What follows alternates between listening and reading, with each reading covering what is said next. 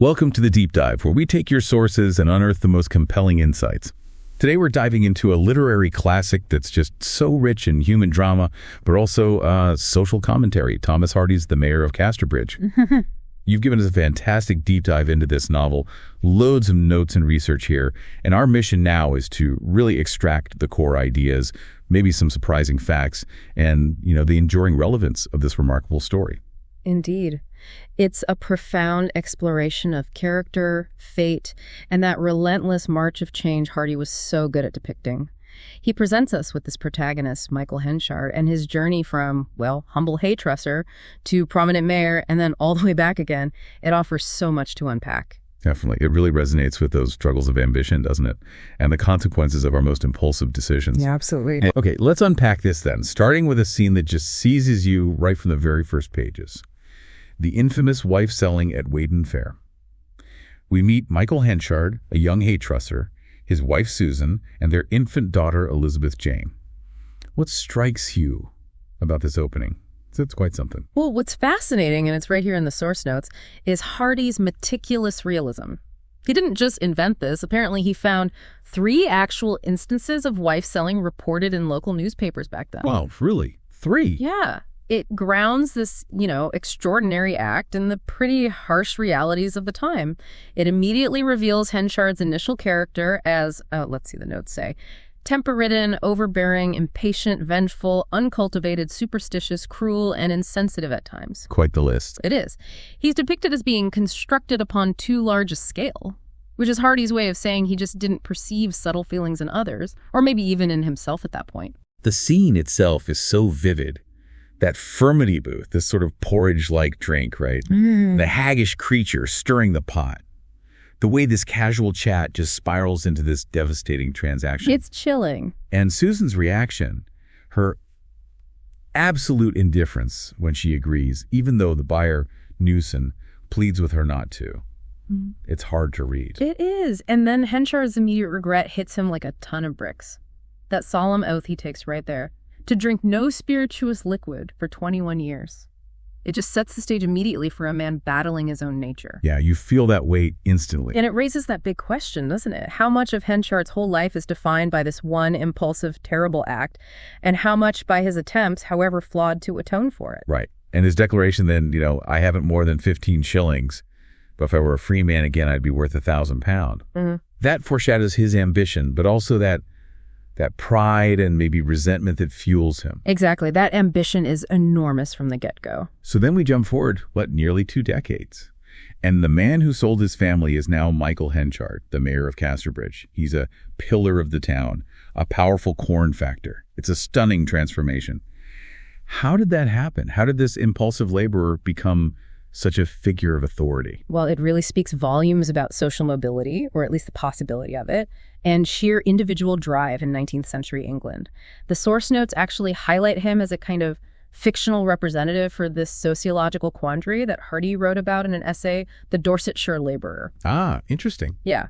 So Henchard is essentially freed from the pressures to be family breadwinner after Susan leaves. And he uses the fluid conditions of the corn laws, those complicated grain regulations to become successful. He's part of this rising entrepreneurial, wealthy peasant class. So old world entrepreneurial spirit, like sheer force of will. Pretty much. Where strength and bustle build up a firm, as the notes put it. Right. He represents that kind of drive. But you also mentioned, and Hardy makes it clear, that even with all this success, he's not so thriving in his mind as it seems he might be from the state of his pocket. That past and that 21-year oath, they're clearly weighing on him. How does this internal conflict show itself? Oh, it's crucial. It affects his decisions constantly. For example, his frustration over some bad grain deals leads him to rashly decide to replace his manager. That decision leads him to advertise, which sets up the meeting that brings Donald Farfrae into his life. A huge turning point. Right, the catalyst. Exactly. And Hardy gives us these little visual clues, too, like the description of his dining room. The wine glasses are empty, but there's a tumbler half full of water. It's a subtle, constant reminder of his vow, this shadow hanging over his prosperity. His success is always, always tempered by these inner struggles. Makes him incredibly complex. And this is where it gets really interesting, isn't it? Henchard, the self-made rule-of-thumb mayor, encounters Donald Farfrae, this young, educated Scottish man. This meeting just ignites a dynamic that drives so much of the rest of the novel. Absolutely. Farfrae is presented as the new man. He brings in new agricultural implements like the horse drill, much more scientific. He replaces Henchard's crude viva voce system, basically, his word-of-mouth, personal command style, with letters and ledgers, proper business practice. So efficiency, rationality. Exactly. Impersonal, rational corporate management. It's a stark contrast to Henchard's very personal, sometimes barbaric discipline. Remember him forcing Abel Whittle to work without his trousers. Oh, yes. Hard to forget. It really shows the difference. So this isn't just, two guys competing. It's a socioeconomic clash. Hardy saw these changes, this modernization, as unavoidable and salutary necessary progress. But he also saw the problematic changes in managerial style, the human cost. So Farfrae is progress, efficiency, a new way. Yeah. And Henchard initially admires him for it, doesn't he? Develops that, was it tigerish affection? Yes, that tigerish affection. It's such a great phrase. It captures Henchard's intensity, his almost possessive admiration. But like you say, it quickly sours into this incredibly intense jealousy. How does that shift happen? What sparks the resentment? Well, the narrative itself points it out, saying the seed that was to lift the foundation of this friendship was at that moment taking root in a chink of its structure. It was almost inevitable.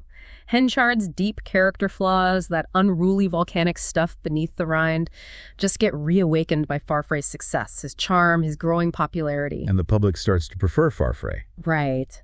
The townspeople, who maybe once admired Henchard's raw energy, they now wince individually under his temper. They increasingly favor Farfrae's modern, maybe more humane approach. It eats away at Henchard.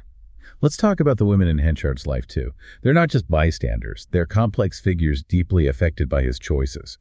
Starting with Susan, his first wife, who reappears with Elizabeth Jane. Right, Susan. She's initially shown as quite simple, maybe unassuming, but she turns out to be, as one source calls her, a mistress of duplicity. She keeps this massive secret that the Elizabeth Jane who returns isn't actually Henchard's biological daughter. And that reveal, in the letter after her death, devastating. Absolutely pivotal. It shapes so much of Henchard's later torment.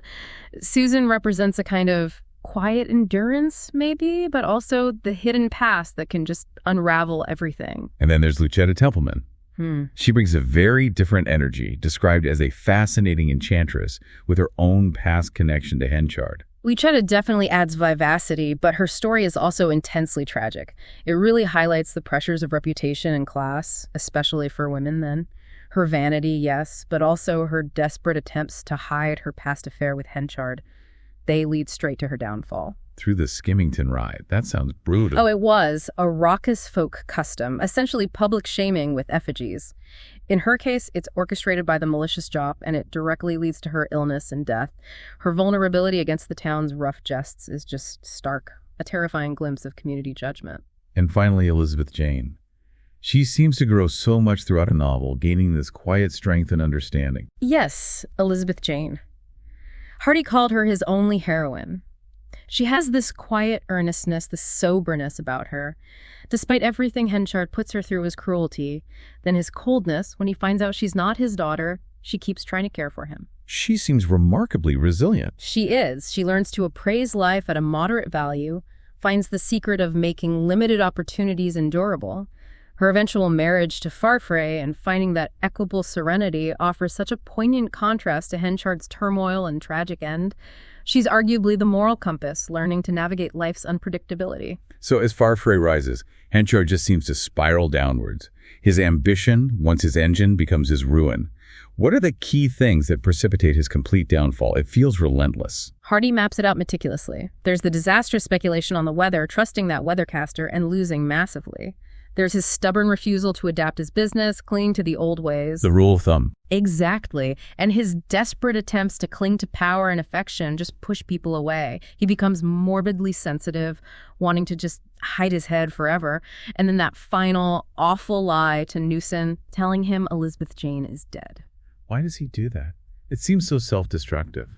The notes suggest it's born of a greedy exclusiveness, a desperate need to keep some connection, even a false one, and a pure mockery of consequences. It's a final act of desperation that completely seals his isolation. So, when you put it all together, Michael Henchard, Is he a victim of fate and changing times, or did he fundamentally make his own tragic bed? I think Hardy suggests it's both, and that's the tragedy. He describes Henchard's character as archaeologically layered and geologically obdurate, meaning incredibly resistant to change, like rock layered. Slow to transform. Very slow. He's called an incomplete stoic. He can accept suffering one moment, I am to suffer, I perceive, but then the next, he's looking for someone else to blame, lashing out. That unruly volcanic stuff is always there. So he can't escape himself. Largely no. And that final will.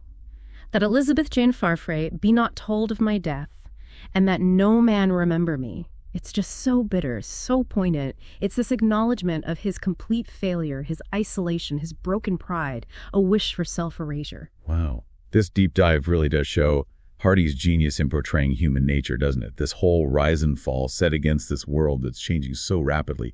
You really see how individual choices, those deep character flaws, and just the currents of society collide to create this tragic destiny. Absolutely. It's a powerful reminder that while we try to control our lives, there are forces both inside us, our own nature, and outside us, like social change or sheer chance that can irrevocably shape things.